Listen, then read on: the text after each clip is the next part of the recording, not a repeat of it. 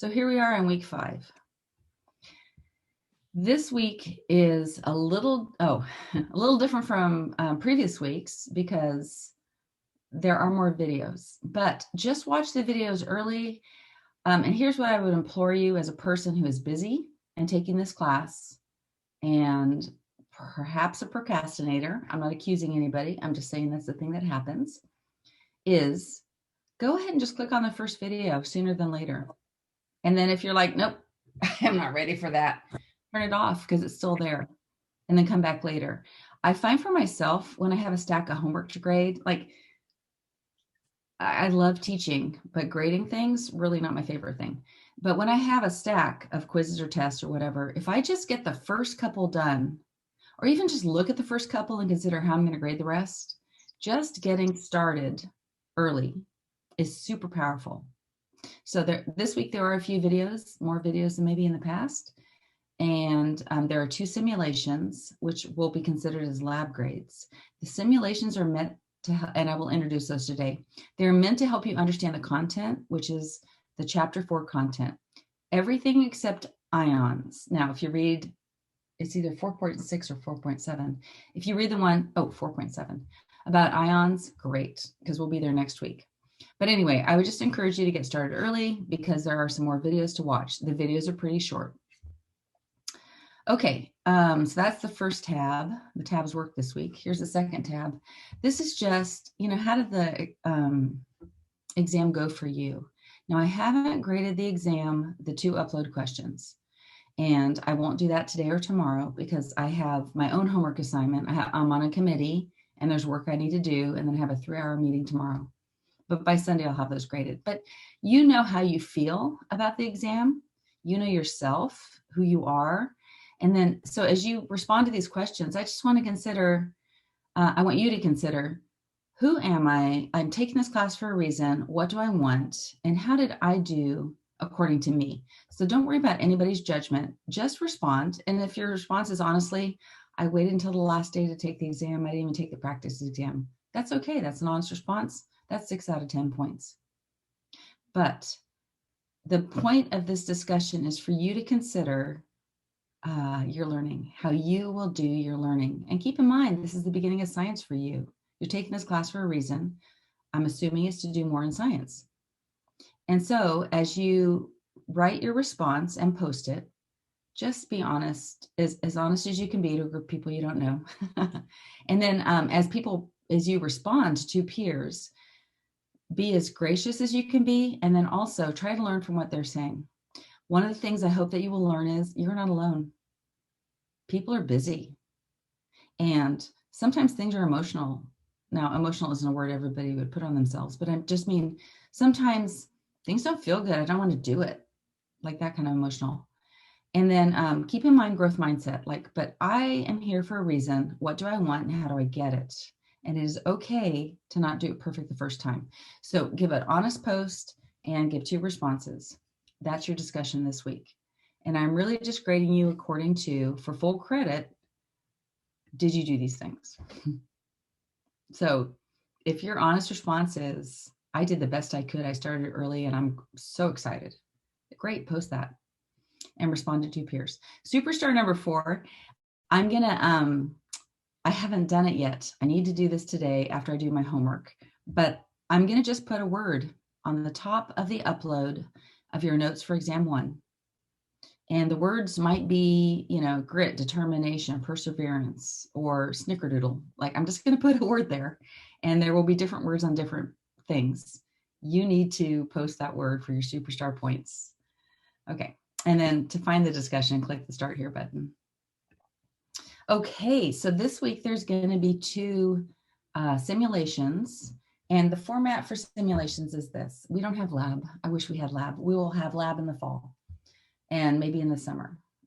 And not that I suggest taking chemistry in the summer, because that is always a terrible idea. But in the fall, we will have labs. But we don't have labs now, so what are we going to do? The answer is there are simulations that walk you through ideas, and that is as close to lab as we can get right now. So I have posted a simulation, I have posted a worksheet, and then I've written a quiz. The quiz is not a quiz. There is a quiz this week, but it is not these two simulations. These two simulations are meant so that you do the worksheet, and if you have questions, make an appointment with me, ask. I want you to get full credit. But then with your answers to the questions after doing the simulations in your hand, you're just going to upload your answer to a quiz and you get immediate feedback. Okay, and then there's a quiz for atoms and isotopes and weighted averages, which is what I'm going to talk about today. There is a quiz this week. Do I have it here? Take the quiz. And so this is, we're 5 weeks into the semester, and so there's no practice quiz. And you don't know what you're approaching. You just know it has to do with atoms, isotopes, and weighted averages. I've given you 30 minutes to take the quiz, which should be more time than you need. I'm going to tell you now, you're here, you're listening, or you're at home watching this video later. The quiz is like 10 questions. And the first 8 are just, can you count particles? And the last 2 are, do a weighted averages problem. Now, the final 2 are uploads, I think. But the point of a weighted averages problem is, can you come up with a number that we find on the periodic table? So I had to choose elements that don't exist. It might be element X and element X has 2 isotopes. Find the weighted average. Or romonium or scampia. I've got a periodic table of cats and dogs we're going to meet later. Has 2 isotopes. Find the weighted average. So the goal of those points is not that you can look on a periodic table to find the right answer, but do you understand the calculations? So those are the 2 things I want to talk about today. The first 8 questions, which is counting particles, understanding what an isotope is, and then the last 2, which is weighted averages. Okay, so atoms and isotopes. You're going to watch some videos. Definitely watch Wednesday's Zoom. Well, you're here now. You don't have to do that. You're present. And then there's Tro, and then me talking about how to use the simulation. And then here's a simulation and the worksheet that you're going to fill out when you use the simulation at a later time. And then here's the quiz that isn't a quiz. It's you just putting in your questions from the worksheet. Okay, and then there are some counting particles worksheets. So we'll look at those in a second. So let me start here. I'm going to go to the simulation, build an atom. So atoms are made of 3 kinds of particles: protons, neutrons, and electrons. I'm going to switch screens real quick and talk about that. Okay, so protons are particles that have a +1 charge and they exist in the nucleus. Neutrons are neutral. They also exist in the nucleus. Electrons are negatively charged.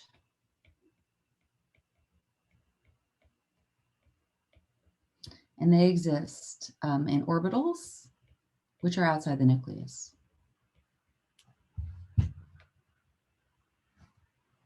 So these particles are called subatomic. And these are the particles that make up an atom.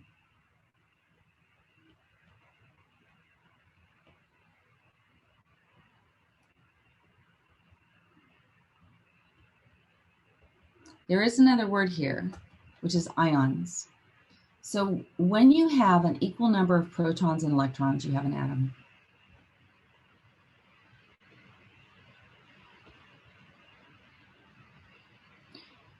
Because the overall charge is 0.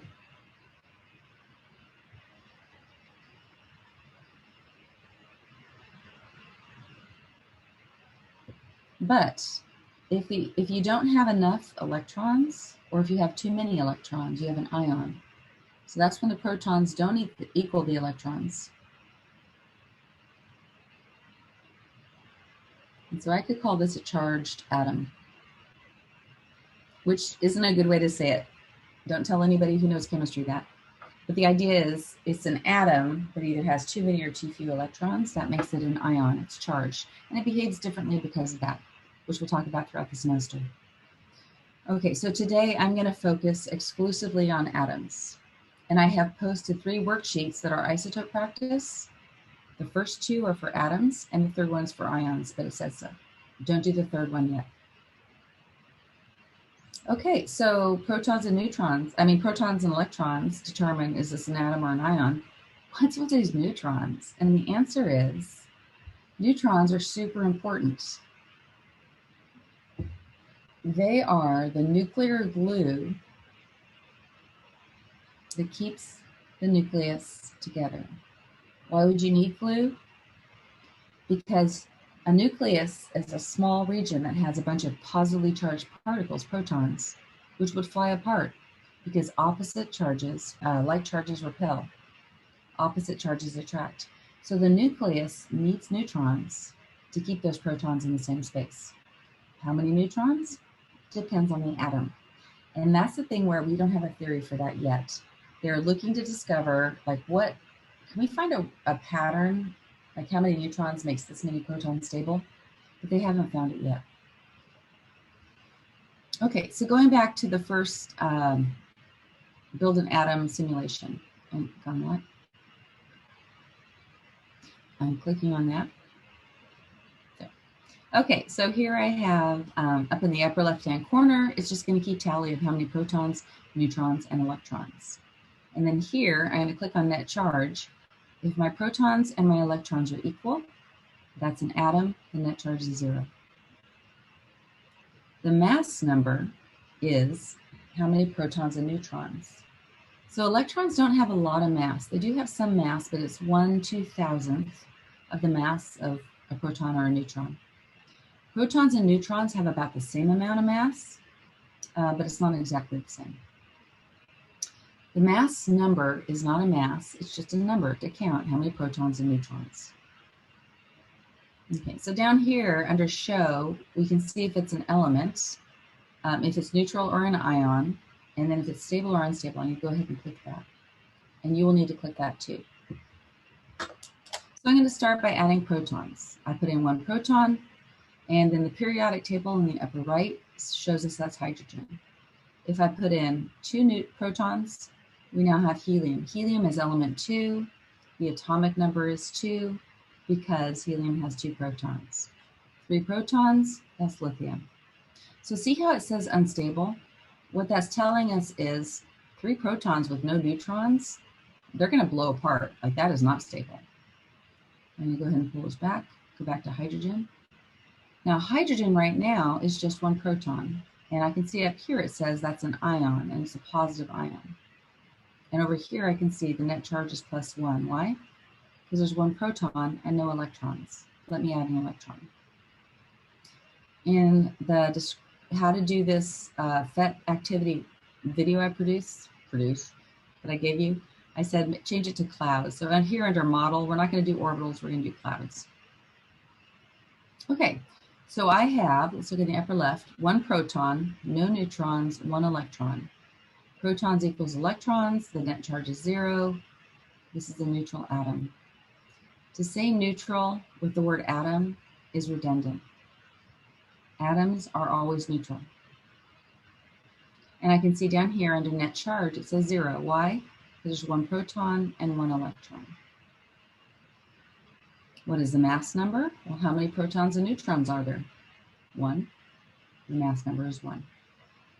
And I also notice that this is stable. So what that means is this is a version of hydrogen that actually exists and stays. Like, it exists forever and ever. Let me add a neutron and see what happens. So up here on the left, I see that I've added a neutron. I can see it in the nucleus here. We still have an atom because neutrons are neutral. They didn't change the charge. But the mass number went up. The mass number went up because neutrons have a mass number of 1. The mass number is really a counting number. How many protons plus neutrons? There are 2. 1 proton, 1 neutron equals 2. And it's still stable. So this is a version of hydrogen that actually exists. I'm going to add a second neutron. Ooh, that's unstable. And so unstable means radioactive. Radioactive means it's not going to stay this way for long. It's going to break into other things. In Chem A, we are not ever going to look at things that are radioactive. And part of the PhET simulations that you're going to walk through are to figure out what things exist naturally and are stable. So I'm going to remove that neutron now. Okay, so let me add another proton. It's no longer hydrogen. 2 protons is element number 2. The atomic number is 2. The element that is atomic number 2 is helium. Helium with a mass number of 3 is stable. Do I have an atom or an ion right now? So I need to add an electron. Oh, now I have a neutral atom. The mass number is 3 because there are 3 nuclear particles, 2 protons and 1 neutron. The charge is 0 because the number of protons equals the number of electrons. Yep, I'm looking in the upper left, 2 protons, 2 electrons. That adds up to 0. What if I added another neutron? Still stable. Did the mass number change?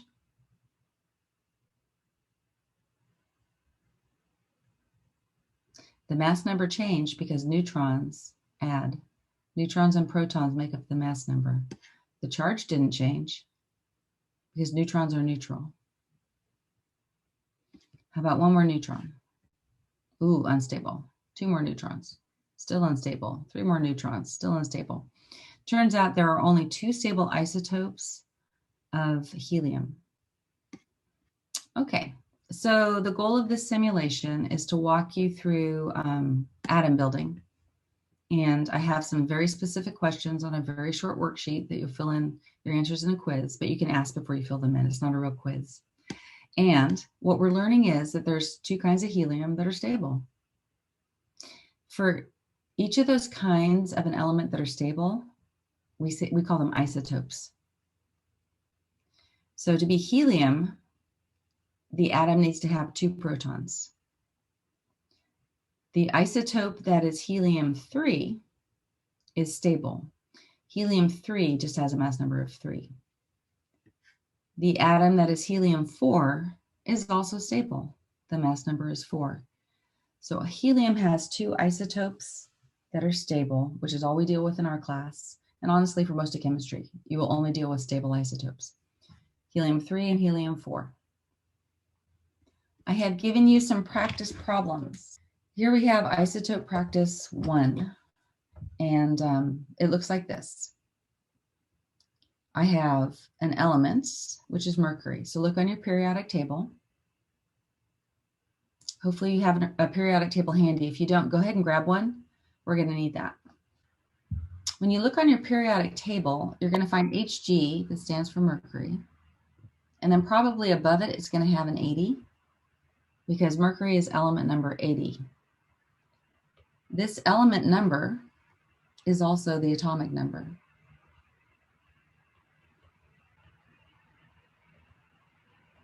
And the atomic number is the number of protons.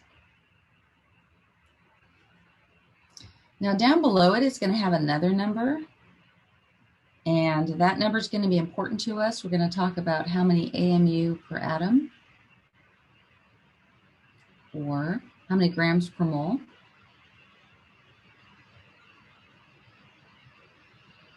This idea is a weighted average that we'll talk about in just a little bit.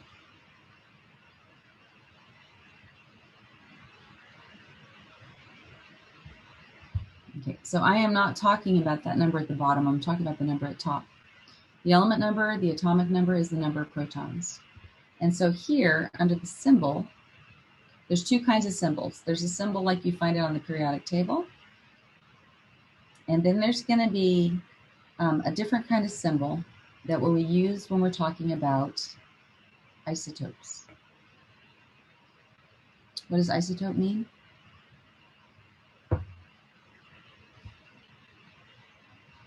It is a particular kind of this atom. Like helium-3 and helium-4 are stable isotopes. There are 2 kinds of helium atoms. How do they differ? Only by the number of neutrons. To be an atom, the number of protons has to equal the number of electrons to be neutral, to be an atom.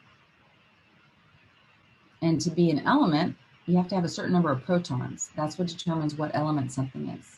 But an isotope is where the number of neutrons varies. The number of neutrons, which are the nuclear glue, there's more than one possibility for making things stable. Okay, so for the symbol here, I have an X, and the reason I have an X is I'm not telling you it's mercury. You have to figure out it's mercury. But where the X is, there should be an Hg. Down here, we have the atomic number, which is the number of protons. And up here, we have the mass number, which is the number of protons plus neutrons. So what is the atomic number for mercury? What does that mean? How many electrons does an atom have? The atomic number is 80 because every atom of mercury has 80 protons. To be an atom, it has to have 80 electrons. Okay, now the mass number is the number at the top left, and here it says 201. The number of neutrons is going to be the mass number minus the number of protons, the atomic number.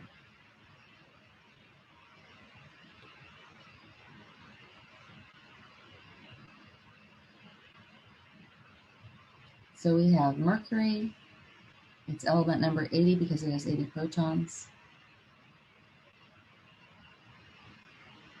Its mass number is 201 because it has 201 protons plus neutrons. I subtract to find out how many are just neutrons.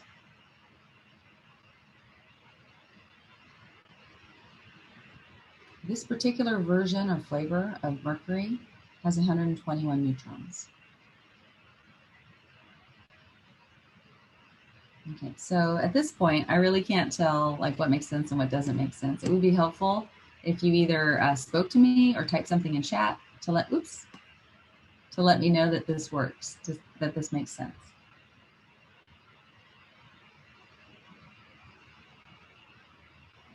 Nobody says anything. I have no idea if any of this makes sense. Erica's smiling. I think that's a good sign. Okay, I'm just going to keep going.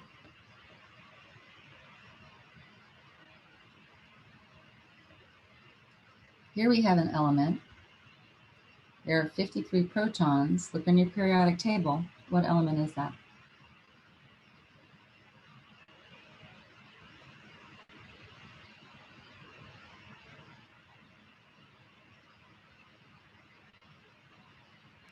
Iodine. Thank you. Iodine. So I'm writing this symbol. It looks different than a periodic table because this is a symbol for a real atom of iodine. And the periodic table doesn't have real atoms. It has a weighted average. Okay, so protons plus neutrons is 131. Minus 53, which is just protons, leaves 78. There are 78 neutrons. Okay, so I look here and see 53, which tells me it's iodine.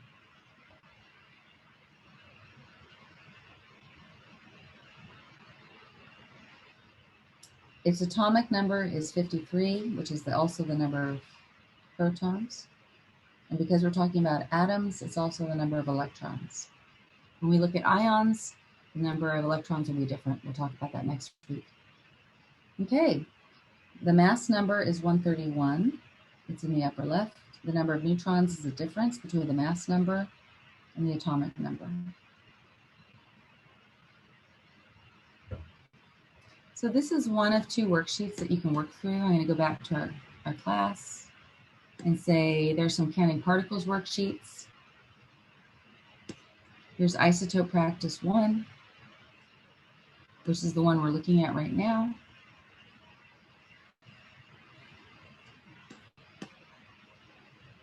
And then there's also a key.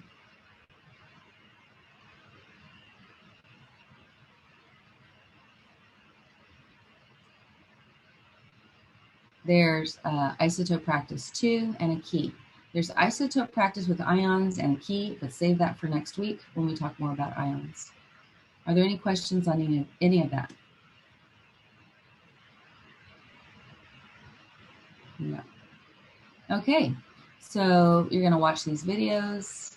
You don't have to do Wednesday Zoom because you are here now. And then you're going to do the simulation, which is the one we just looked at. Download the worksheet, answer the questions, get your questions answered, put your answers into a quiz, and here's some extra practice for you in case you need it. Weighted averages. So on the periodic table, the number that we see for the mass number is not a mass number. It's actually a mass of the weighted averages. And I want to talk about that for a second. There is a simulation to work through, a worksheet, and then a place to put your answers for the worksheet. Let me go to the simulation.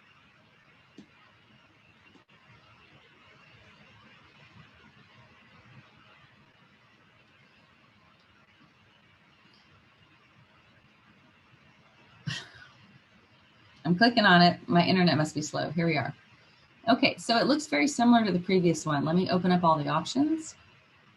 Here we see that if we have just hydrogen with 1 proton and no neutrons, we have the symbol for hydrogen. The atomic number is 1 proton. There's no neutrons, so the mass number is the same.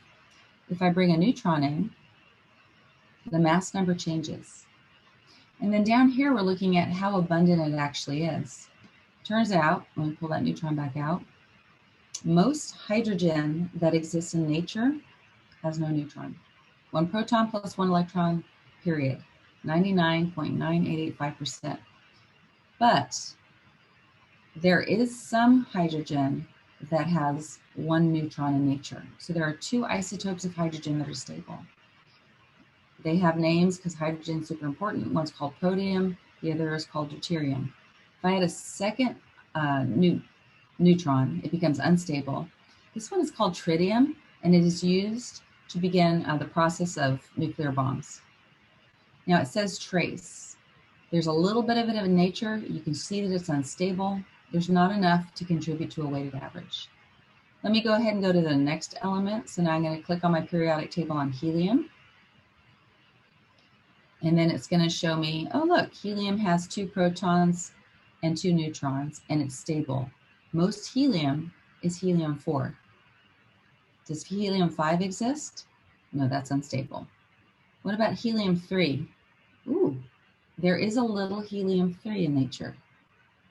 So you're going to play with this according to the worksheet, and then you will see as you build things, things like on this balance, it says the mass number, and it tells you the atomic mass. And the atomic mass is an actual mass. Okay, so this is super important. I hope you're listening. The mass number is a counting number. It is the number of protons plus neutrons. The mass is a mass. We don't use mass units of grams because we're working with particles that are very, very small. So we use a different kind of mass unit called an atomic mass unit. An atomic mass unit is 1.66 times 10 to the negative 24 grams. I'll write that down in a second. It's very small. Why do we use such a small mass unit to count the mass of this atom?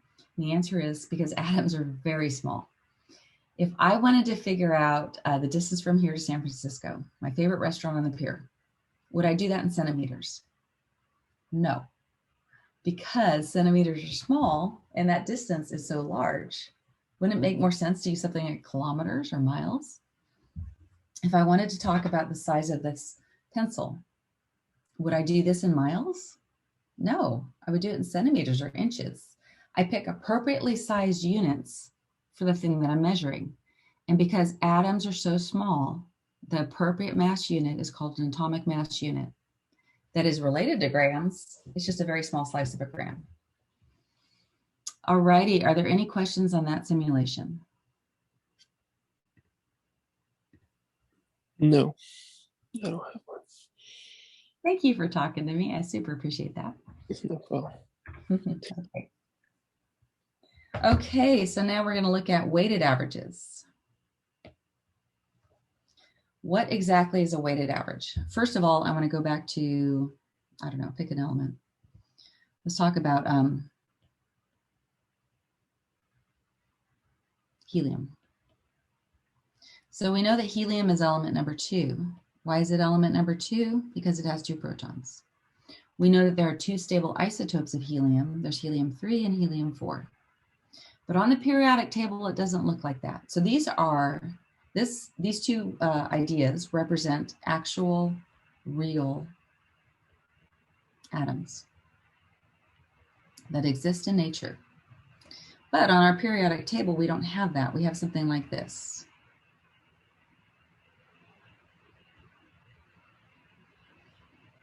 This represents the general idea of helium.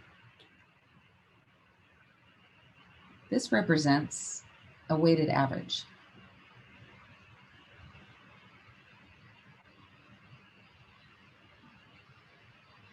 This number, so the first 2 parts, this 2, which is the atomic number, the number of protons.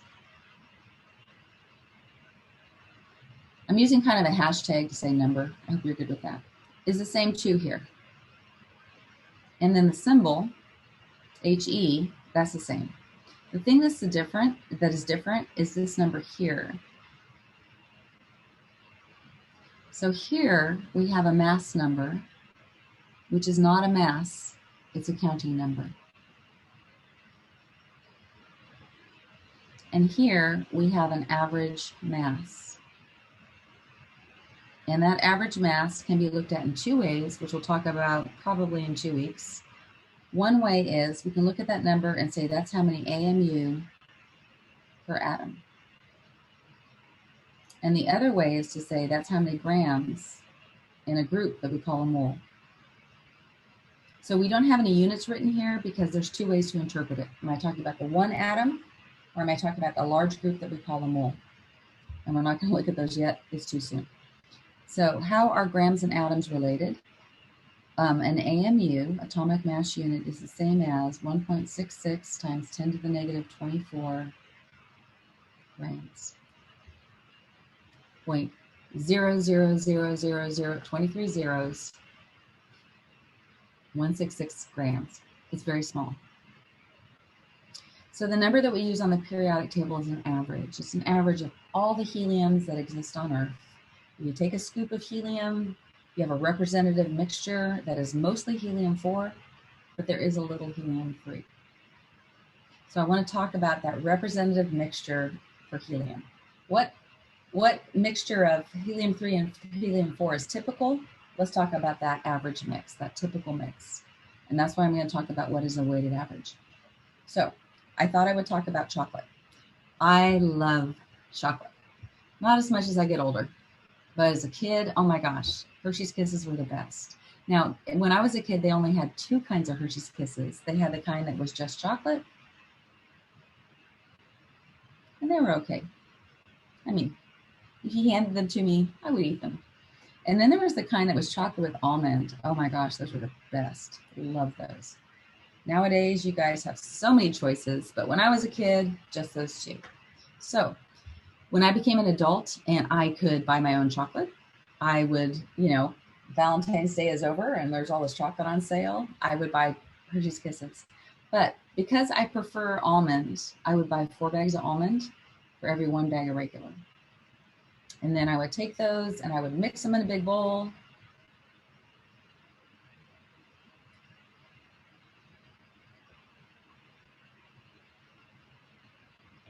And then I would have smaller bowls around my house.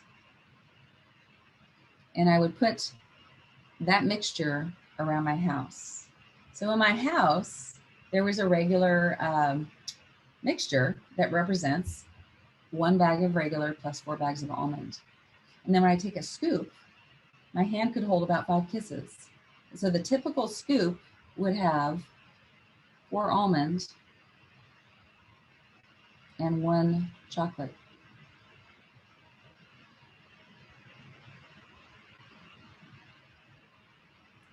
And that would be a representative mixture of the abundance of these 2 versions in my house, like helium-3 and helium-4. Okay. So if you asked me about an average kiss, really, 1 is chocolate and 4 are chocolate with almond. And so I actually did this. I went into the lab and I found the mass of those. I went to a decigram balance to see almond kisses. They're less massive than chocolate kisses. Same size, less mass. How can that be? Okay, so in my house, I grab a scoop, and the answer is because almonds are less dense than chocolate. I grab a scoop and I have 1, 2, 3, 4 almond kisses, and each of those almond kisses has a mass of 4.2 grams. Those are real, actual kisses that exist. But there's always that random pure chocolate kiss, and it had a mass of 4.8 grams. So let me take those numbers and add them all together to find out what the average is. This is a weighted average. It's weighted based on the actual abundance of these things in my house. 4.2 plus 4.2 plus 4.2. So I got I got a total of 21.6 grams. But there are 5 of them. Let me divide that by 5. 4.32. I could say these are all good to the 10th place, so let that be good to the 10th place. So the mass of a kiss in my house for your average kiss, your average, something that represents the group in my house, is 4.3 grams. Is there any actual chocolate or almond kiss that has that mass? No. So what I'm representing with the average is not any real thing. It just represents something about the group. It represents that the group tends to be more toward almond than chocolate. That's what a weighted average is on the periodic table.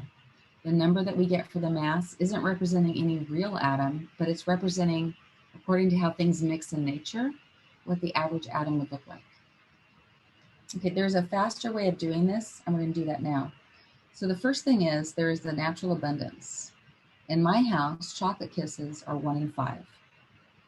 And I could say 1/5 of a handful is the same as 20% is the same as 0.2.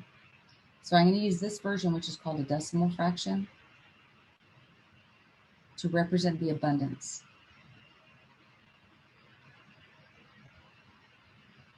And then I'm going to multiply it by the mass of that kind of kiss to come up with an isotopic contribution, which is a big word, but you should know what it means. And so 0.2 times 4.8 means,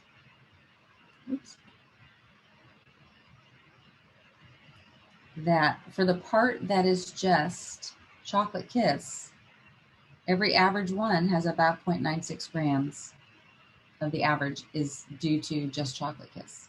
I'm going to do the same idea for the one that has almonds.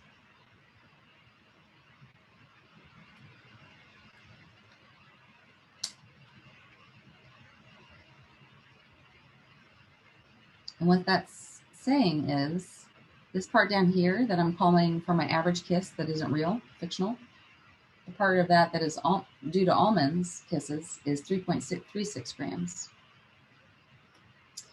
2 sig figs, stop at the tenths. Now I'm going to add those two ideas together.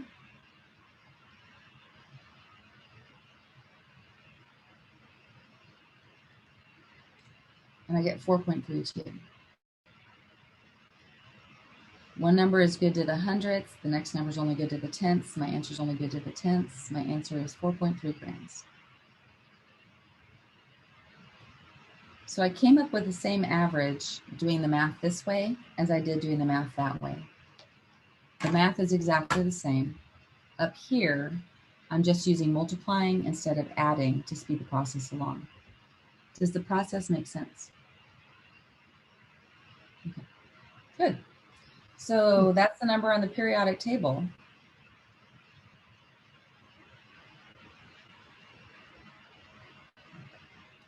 This number here is a weighted average. It doesn't represent any actual helium atom, but it does represent something about the naturally occurring mixture of helium on Earth.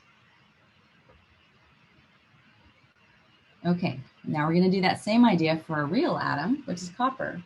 So using the second simulation, we could have come up with this information. Copper 63 has this abundance. Copper 63 has this mass. Copper 65, the other version of copper that is naturally occurring and stable, has this abundance and this mass. And we're going to do the same process. We're going to take the abundance in the decimal fraction form times the mass to come up with the isotopic contribution, how much that isotope contributes to the overall mass of an average copper atom. We'll do that for both versions, copper 63, copper 65, and then we add them together to come up with the number that we would find on the periodic table. Okay, so copper 63 is 0.6909 abundant, and the mass of that atom is 62.93 AMU per atom. Copper 65, 100 minus 69.09 gives us 30.91. We change that to a decimal fraction. Multiply it by its mass, which is 64.93.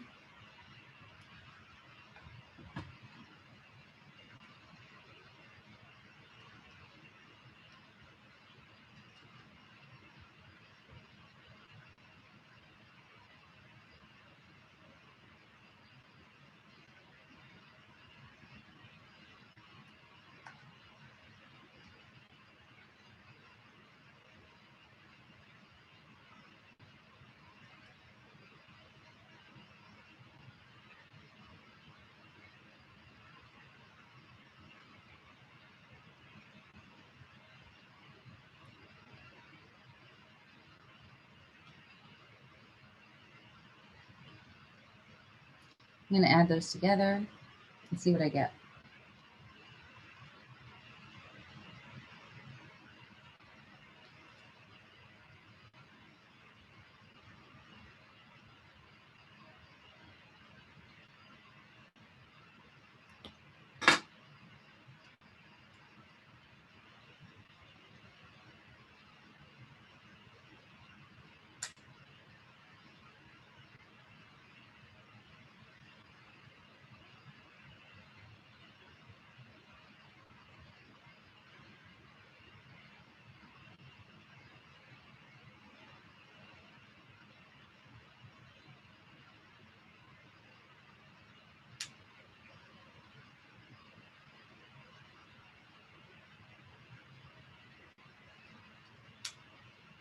Okay, so let's look at sig figs, because that is going to be important.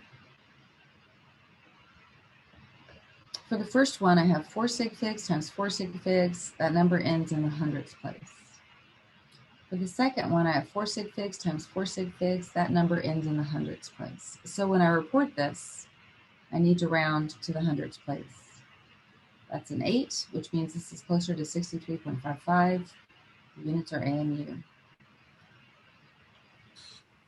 There will be times when you add this together and you gain something in the hundreds place, and that will change the sig figs.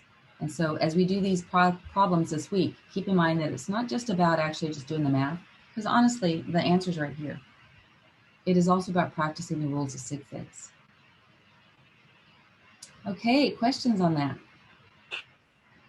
This is the most very typical problem. And as you can imagine, because the answer is already on your periodic table, this would be an upload kind of problem. I would need to see the work. I would need to see you keeping track of your sig figs and then doing all the multiplying and things on the next exam. So exam 2, you will probably see a weighted average problem.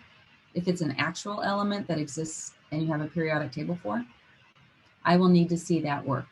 If it's a problem where I'm making up, oh, where there's this pretend element, element X, and it has two isotopes, 243 and 247, and this one has this mass and that one has that mass, what's the weighted average? For a problem like that, you could just give me an answer and I would know if you did it right. But for a problem that actually exists, I have to see the work. Okay, that is the main kind of question. Ooh, but there is a second kind of question. And that would be, and it's a little bit more difficult. If you're headed to Chem 1A, you're going to have to know how to do this one for our class, but also for Chem 1A. And in that one, we're trying to figure out what the abundances are using math. So it turns out there are two naturally occurring isotopes for gallium, gallium-69 and gallium-71. And, oops, that's wrong.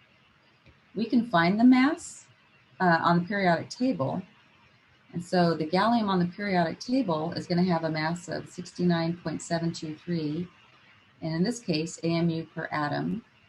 But then on a different day, we could say, well, the whole group mole has that many grams. Our goal is to figure out what the abundances are. So let's give them some variables. I'm going to call gallium-69's abundance X, and gallium-71's abundance Y. Now the problem is, we have to have two equations if there's two unknowns. And so the second equation would be all of the 69 plus all of the 71 adds up to the total. 100% of gallium is either 69 or 71. That's our second equation. Okay, so I begin. I'm going to say for gallium-69, the abundance times the mass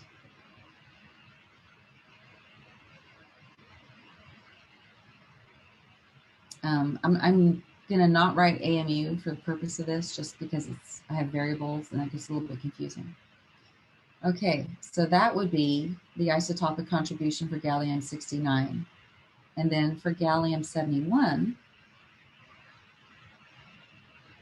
it would be Y, and then 70.9247.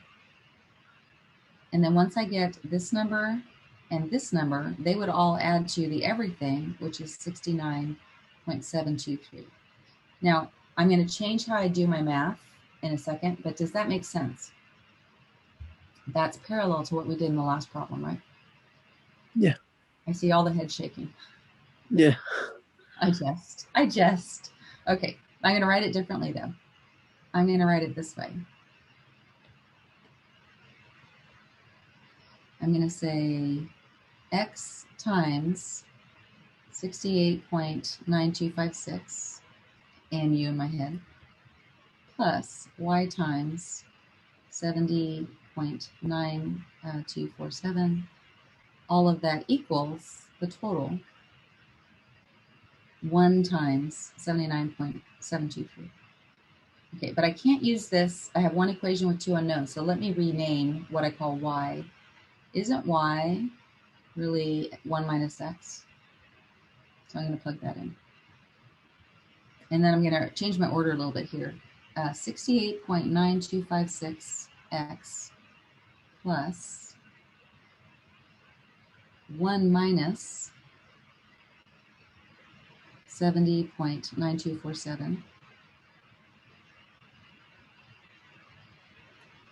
equals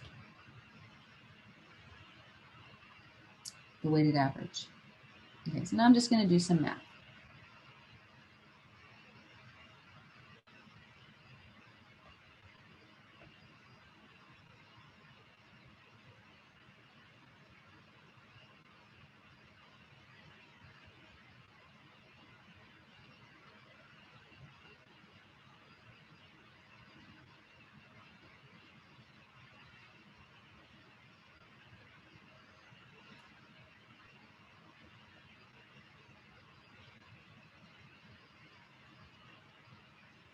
I'm going to gather like terms. So the things that have X's, I'm going to move those over to the right side.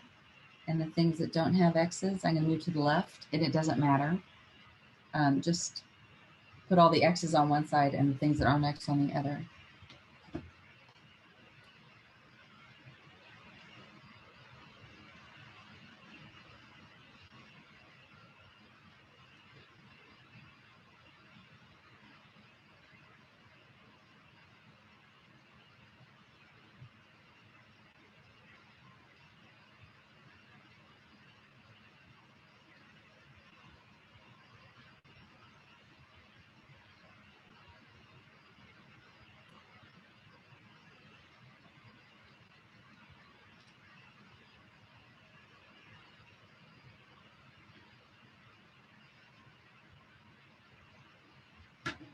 So I found the abundance for X, and X represents the abundance of gallium-69, but it's in a decimal fraction.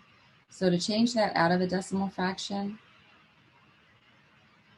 I'm going to multiply it by 100%. And then I get 60.11%. And everything that wasn't gallium-69 is gallium-71. So I could just say 100% is everything. Gallium-69 and gallium-71.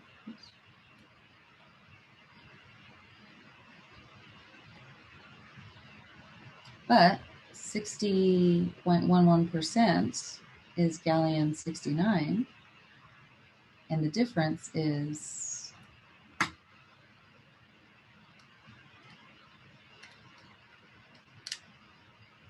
39.89%. Well, that must be all the gallium-71.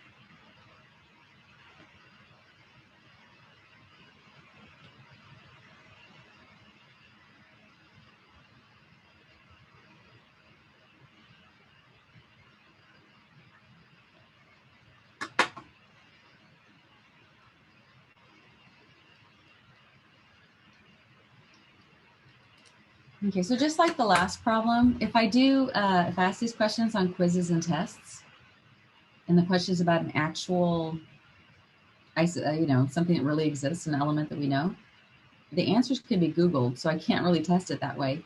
For something that's real, I would need to see the work.